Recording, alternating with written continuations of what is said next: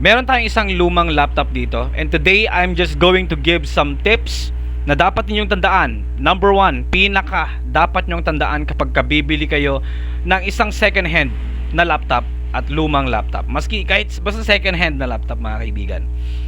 Overheating problem. Yes sir. Wag na wag kayong magpapadala sa panlabas na anyo. Kung napakaganda niyan, walang problema. Pero make sure na ma-check ninyo kung wala ba siyang overheating problem. Well, hindi naman masama pag may binibenta sa atin, mayroon tayong gustong bilhin na second hand laptop, hindi naman masama na mag-search tayo patungkol sa model. Katulad nito, meron tayong isang HP. Ang model nito, mga kaibigan, C20, HP C20, and may edad na to. Yes, luma na to, phase out na to. Okay. So, ang mga may edad na laptop, since matagal na po silang nagagamit, mas prone sila to overheating problem. So be careful sa mga binibili natin online na mga laptop. Turn on. Magmamarket ako sa inyo. Bilhin mo to, boss. Sa halagang 1.5 lang. May laptop ka na. Working ang laptop. Okay ang laptop. Nag-i-start ang laptop, mga kaibigan. There you go. So working siya. Pero makikita natin ang problema as or the longer we use the laptop. Overheating problem. Yes, mga kaibigan, hindi gumagana ang fan, and upon checking din natin, pudpud na yung thermal paste. Meron tayong mga applications na kung saan pwede nating i-check yung temperature ng isang laptop, such as yung core temp. Free po yun, mga kaibigan. Pwede natin gamitin yun. Meron po tayong video patungkol dyan.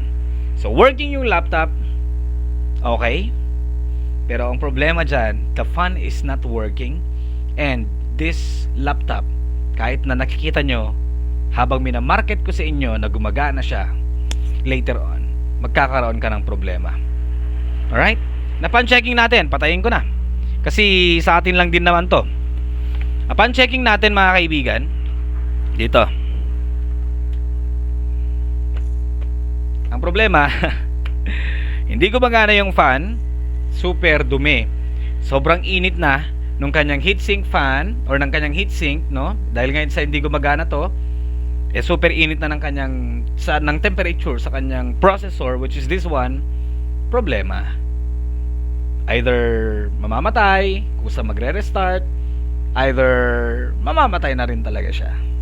And kapag sobrang init na, marami ng components ang possible na masira sa ating laptop. Okay? So meron tayong application which is Core Temp. Pwede nyong panoorin yan sa isa sa ating mga video para malaman mo kung nag-overheat ba ang isang laptop. Alright. So download nyo lang, mga kaibigan. Link will be in the description below. Ito yon, Core Temp. Right click lang natin and run as administrator. Yes. Ang regular temperature dapat ng isang computer, mga kaibigan, is, katulad na nasabi natin kanina dito, yan, makikita natin dito, Core 0, Core 1, Core 2, 3. Kapag ka merong overheating problem yan, meron agad notice dyan, makikita ninyo, merong red mark, merong exclamation point.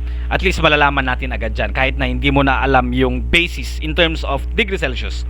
The normal degree Celsius of or temperature, normal temperature of CPU should be 40 to 65 degrees Celsius, mga kaibigan. Kapag ka naglalaro lang dyan, normal range yun, no? Kapag ka naglalaro lang yan ng 40 to 65, okay lang siya, mga kaibigan. After all, using Core Temp, once na super init na ng isang laptop, madedetect at madedetect nyo dito. Tip of the day. Thank you for watching.